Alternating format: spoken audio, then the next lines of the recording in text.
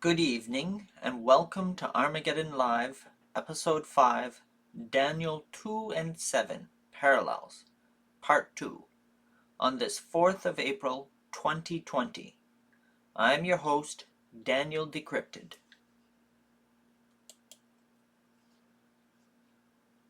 As always,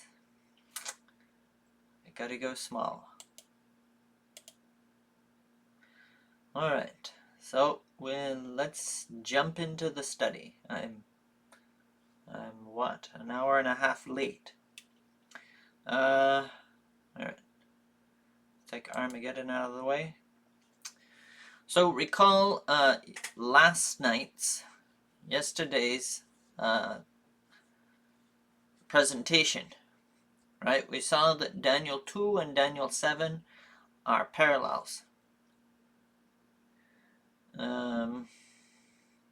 Well, I mean, if you want to see that, then of course just go back and look at the previous presentation, but everything is here. I mean, you can see everything I talked about.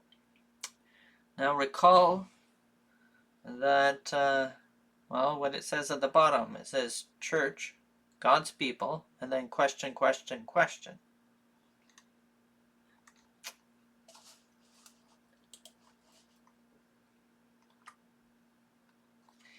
Is clay and eyes and a mouth, are they really God's people, the church?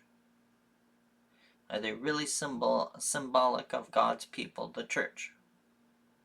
That's the question we left with at the end of last night's presentation.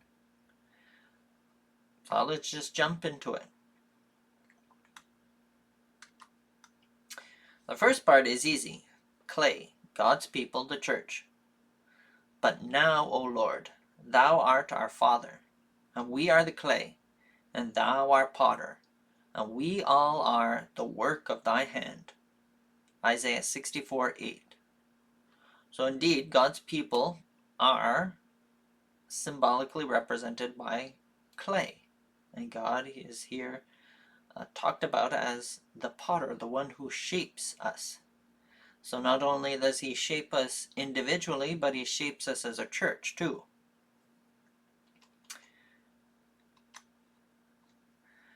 Now, eyes and a mouth, God's people, the church. This is a little more complicated. This symbol, or these two symbols. So we're going to take a two-step process, or a two-step. We're going to explain it in two steps. There we go. First step is a prophet. Eyes and a mouth are a prophet, or seer and spokesman. So first we look at the eyes. Before time in Israel, when a man went to inquire of God, thus he spake, Come and let us go to the seer. For he that is now called a prophet was before time called a seer. 1 Samuel 9:9. So that's pretty simple. A prophet is a seer, or one who sees. Hence, eyes, the symbol of eyes as a prophet, as a representative of a prophet. But what about the mouth? And Aaron shall be thy spokesman unto the people, and he shall be to thee instead of a mouth, and thou shalt be to him instead of God. Exodus 4:16. Now note the parallel text here. In Exodus 7:1, And the Lord said unto Moses, See, I have made thee a god to Pharaoh, and Aaron thy brother shall be thy prophet. So, in these two texts, Moses is set up as being God, and Aaron is being set up as being his prophet, or the other term that's being used here is mouth, and we also see spokesman being used. So hence, or indeed, eyes and a mouth are symbolic of a prophet. For a prophet is one who sees, right? For instance, I guess sees in this case is he has prophetic vision, right? He sees into the future of what's going to happen. But a prophet is also one who speaks for God, and hence a mouth. All right, so we've seen that. What about this? A prophet. Is a prophet God's are God's people, the church? Are they a prophet? Well, take this example of Jonah, right? Jonah was sent off to speak to the Ninevites for God. He was sent off to prophesy to them of a coming destruction. Now, if you think of God's people, of his church, are we not supposed to be speaking for God too? I mean, we're supposed to have a close relationship with God, and so we know who God is. Are we not supposed to be telling people about who God is? Those who don't know about him, those out in the world? Are we not supposed to be telling them that he is a God of love, he cares for them, he wants to save them? But is there also another duty that is placed upon us, and that is to tell the world of the coming destruction? But not only the coming destruction, but the coming of Christ? Are we not then set out as prophets, as people who, because we know the oracles of God, because we know the prophecies of God, because we understand them, we see how they are relevant, are we not then supposed to prophesy of these coming events so that the world might be warned and the world might get ready? So indeed, the church is a prophet. The church is symbolized then by eyes and a mouth, being a spokesman and seer or prophet, one who sees into the future and knows what is coming. And we are then to take this knowledge, take this information, and we are to give it to the world.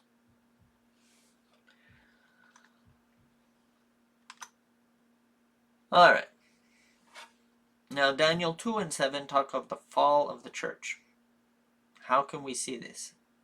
Well, we've just seen that clay is indeed the church, as is a mouth and eyes. So let's look at Daniel 2. In Daniel 2, we have iron legs. Now we've seen that we have iron legs. Now, in verse 41, it mentions these iron legs, but it says to the iron is added potter's clay. And furthermore, verse 41 goes on to say that the iron mixed with potter's clay added to the iron is transformed into iron mixed with miry clay. So once again, we see this in verse 41 of chapter 2. The iron plus potter's clay is transformed into iron mixed with miry clay. Now notice, of course, that there's a change here. The potter's clay becomes miry clay. Now if we look at Daniel 7, these first two things are not mentioned. We're not told that there's a mixing process. But even though we're not told, because we've seen in the past that Daniel 2 and Daniel 7 are indeed parallels, we can use that as proof that this thing actually did happen. Even though it's not explicitly mentioned in Daniel 7, the fact that it happened, that this process is shown in Daniel 2, implies that it is also a process in Daniel 7. So in Daniel 7 then we have a little horn to which is added eyes of a man and a mouth speaking for God, which is transformed into a little horn, with eyes of a man and a mouth speaking great words against the Most High. Of course, this little horn with the eyes of a man and a mouth speaking great words against the Most High is mentioned in verses 8, 11, 20, and 25 of chapter 7. Now, once again, I said because the first process, or the first process is explicitly mentioned in Daniel 2, and because of the parallel nature of Daniel 2 and Daniel 7, then we know that even though the second process isn't mentioned explicitly, we know that it indeed happened. Now, it's interesting to note the iron remains unchanged in the above interaction. In other words, it is not the iron or horn producing the change in the clay or eyes and mouth. It's something else. Of course, you might be asking, you probably know what potter's clay is, right? It's something, as the picture shows, it's something you use to make pots, to make pottery. But what is this miry clay?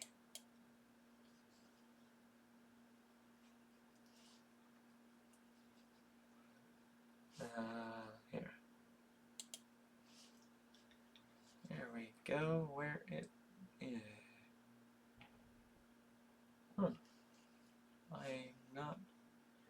My drawn thing is not available. Why is my drawn thing not available?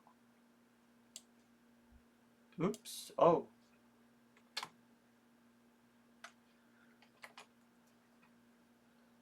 Let me see here.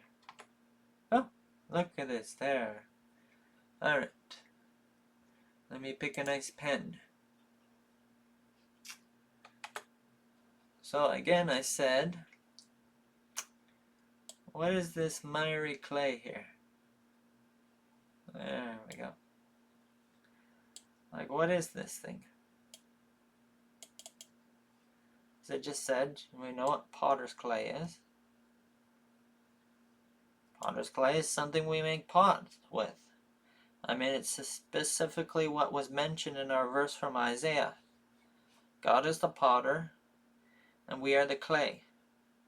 We're supposed to make potter's clay, something that you form pots with. But what is this miry clay? Well, we get a hint of what it is.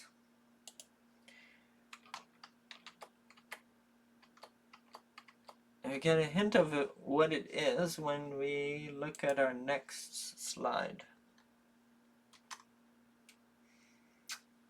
He brought me up also out of an horrible pit, out of the miry clay, and set my feet upon a rock, and established my goings. Psalm 42. Now this is actually a psalm of David. So David here says that God took him out of a miry pit, out of the miry clay, or out of a horrible pit, out of the miry clay, and he set his feet upon a rock. That rock, of course, is Christ. But if he took him out of the pit, out of the miry clay, it must be that this situation that David found himself in initially was not a good situation. Otherwise, God wouldn't have taken him out of it. So if you actually want to know what miry clay is, it's essentially clay that's been mixed with, has too much mud in it. It's basically mud. Now, I don't know if you've ever tried to make pots from mud, but what happens when you dry, or when mud dries out, it just falls apart. Mud is not of any use to anybody. And it's in the same way, if we are miry clay, we're not of any use to God. Pottery clay potter's clay can make pots, but mud, it's only good for mud pies, and the only people who make mud pies are us when we're little kids. When you become an adult and you want something useful, mud is no longer, it's just not of any use to us. Alright, so I hope that that's explained the clay and the eyes and the mouth, and that it all makes sense to you. As always, if you have any questions about anything, or something plainly doesn't make sense, you have any comments or anything, just leave them in the comments below. However, we're not done quite yet. After all, prophecy is only worth something if it's actually fixed in time, if it's tied in with history. So let's look at Daniel 2 and Daniel 7. As we've seen before, these are parallel visions. And so, when you look at the gold head and the lion, it's talking about the same kingdom. Same thing for the silver and the bear. Silver breast and arms and the bear. The waist and the leopard and the iron legs and this nondescript fourth beast. So what are they? Well, actually 3 of these kingdoms are mentioned in Daniel. So let's get moving on it then. The first kingdom, Daniel tells Nebuchadnezzar that he is the first king. The golden head. There we go. Daniel specifically tells King Nebuchadnezzar that he is the golden head. And we found out by looking at the vision that actually implies then that Babylon, the Babylonian Empire, is the golden head. Because when you look at the rest of the interpretation, you see that everything that follows that first kingdom is a kingdom. Hence, the gold head must be a kingdom. And Nebuchadnezzar's kingdom is Babylon. Alright, so the first kingdom is Babylon. It's mentioned in Daniel 2:37. Of course, it's all over the place because most of the book of Daniel deals with Babylon. Alright. In history, it's called the Neo-Babylonian Empire, and it went from 626 to 539 BC. Our second kingdom is the kingdom of the Medes and Persians. It's mentioned in Daniel 5:30, 31, 6:8, 8:20, and 11:2. Historically, it's called the Achaemenid Empire, going from circa 550 to 330 BC. The third kingdom is called Greece in the book of Daniel. It's mentioned in Daniel 8:21 and 22, 11:2 through 4. Historically, it's the empires of Alexander the Great and his successors, going from roughly 330 to 31 BC. The fourth kingdom is not actually mentioned in Daniel. It's Rome, in both its united and divided phase. The united phase is also called the pagan phase of Rome, while the divided phase is called the papal phase of Rome. The pagan phase includes both the Roman Republic, part of the history of the Roman Republic, and the Roman Empire. The Roman Republic goes from 509 to 27 BC, but because Rome doesn't actually replace Greece until 31 BC, as you can see, it actually is only like 4 years. 4 years of the Roman Republic. The majority of what Daniel's talking about then is the Roman Empire, which ranges from 27 BC to 476 AD. The Papal Rome, otherwise called Divided Europe, goes from 476 AD to the present.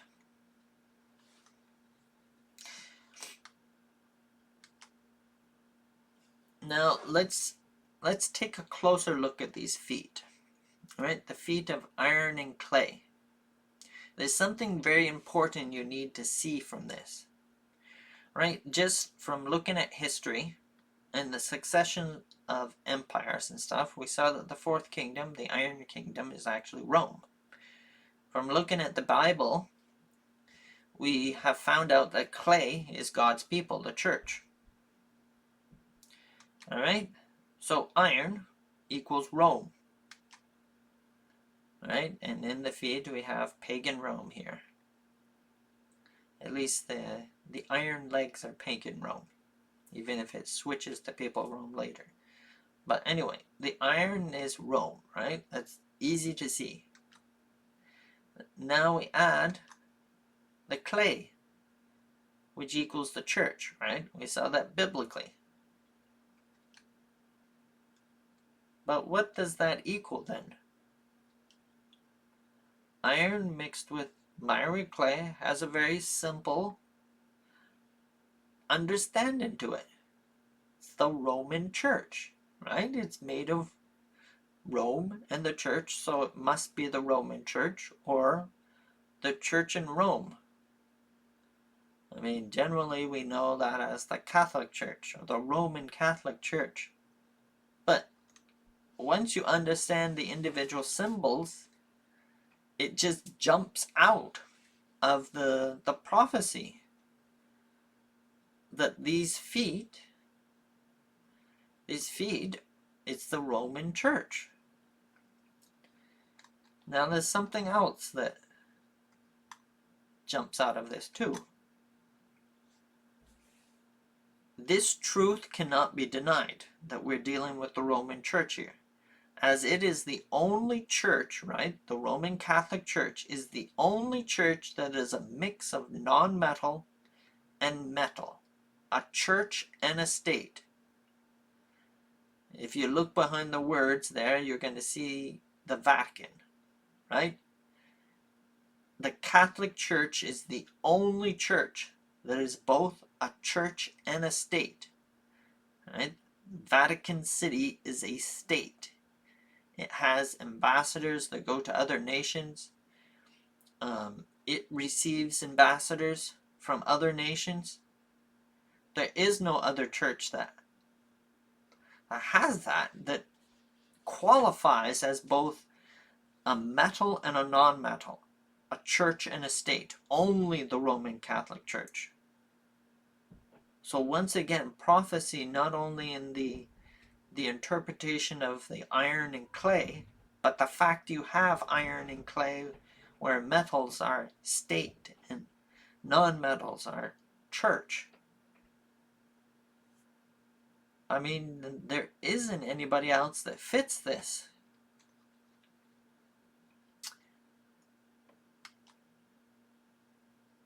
So we then come to the conclusion, right? We saw that the church does indeed fall. It goes from potter's clay, something useful, to miry clay. And now we see that the phase, or the divided phase of Rome, a mixing of iron and clay, can only be the Roman Church. I mean, whether you look at the Roman Catholic Church now, or you look at it during the Middle Ages. During the Middle Ages, it had the papal states. So once again, it was a church and a state. And it once again has, or it once again became a church and state, even though its statehood was taken away by the various revolutions that happened that set Italy up as a republic. It lost its statehood then, but it gained it back in 1929, I think it is. Anyway, so we see that Rome is the fallen church of Bible prophecy. I hope that doesn't come as too much of a shock. I hope that, I hope everything you see, everything makes sense. You know, the fact that we've gone through the parallel nature of Daniel 2 and Daniel 7, that this wasn't, that this made perfect sense to you. So, how did it fall? That might be the next question you ask. Okay, so we see that clearly clay is the church, just as the eyes and the mouth are the church, and we see that they have fallen. The Bible explicitly says that there's a transformation of the clay from being potter's clay to miry clay, from something useful you can make pots with to mud, only useful for mud pies. So that transformation definitely happened. And iron mixed with clay can only be the Roman Catholic Church, because iron is Rome and clay is the church, so it's the Roman Church. And the Roman Catholic Church is the only church that is both a church and a state. So all of these things are, I don't see how you can argue away from them, except the only thing you can do is bury your head in the sand. But,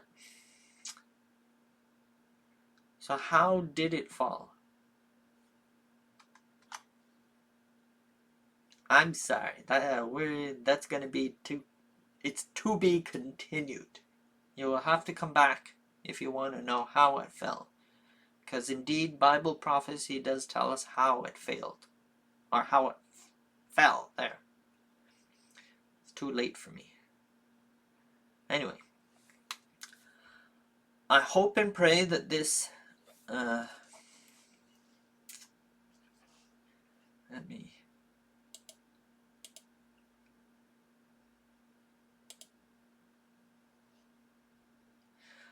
I hope and pray that this all made sense. That it was logical. That it's reasonable. Everything that I've stated. I pray that none of this was a shock to you.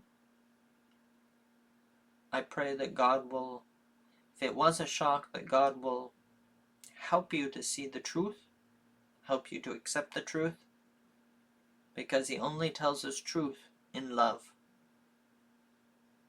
Because He wants all of us in heaven. So, once again, God bless you, and I bid you good night, and I hope and pray that I will see you again. Bye for now.